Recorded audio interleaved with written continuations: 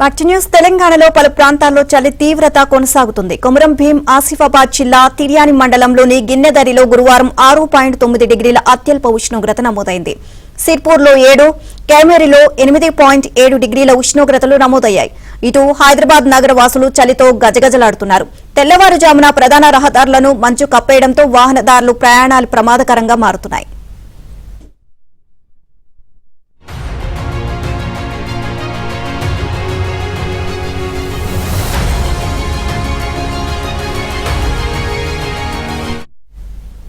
నిన్న తెల్లవారుజామున శేర్లింగంపల్లిలో అత్యల్పంగా 9.8, మల్కాజ్గిరిలో 10.3 డిగ్రీల కనిష్ట ఉష్ణోగ్రతలు నమోదయ్యాయి. సాయంత్రం 6 గంటల నుంచి ఉదయం 9 గంటల వరకు చలిగాలుల తీవ్రత కొనసాగుతోంది.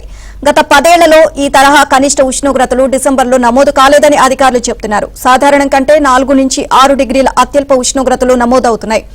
మరో 2 రోజుల పాటు అక్కడికక్కడ కనిష్ట ఉష్ణోగ్రతలు సాధారణం కంటే 3-4 డిగ్రీలు తక్కువగానే నమోదయ్యే అవకాశాలు ఉంటాయని బేగంపేట వాతావరణ శాఖ అధికారులు తెలియజేశారు.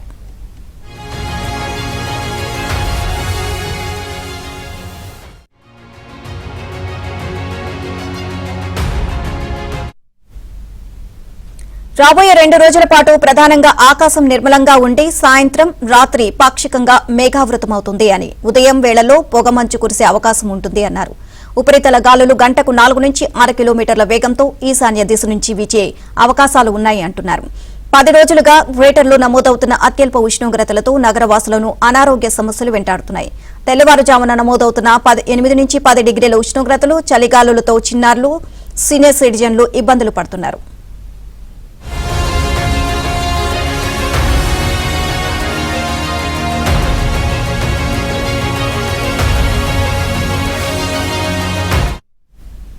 వాతావరణంలో వచ్చిన మార్పులతో వైరల్ ఫీవర్ల బారిన పడుతున్న వారి సంఖ్య భారీగా పెరుగుతోంది అని వైద్యులు చెబుతున్నారు. గురువారం శేర్లింగంపల్లిలో 9.8 డిగ్రీలు, మల్కాజ్గిరిలో 10.3, రాజేంద్రనగర్లో 11, అల్వాల్లో 11.1, చందానగర్లో 11.3, కుత్బుల్లాపూర్లో 11.3, సికింద్రాబాద్లో 11.4, గాజుల రామారంలో 11.7 డిగ్రీల ఉష్ణోగ్రతలు నమోదయ్యాయి.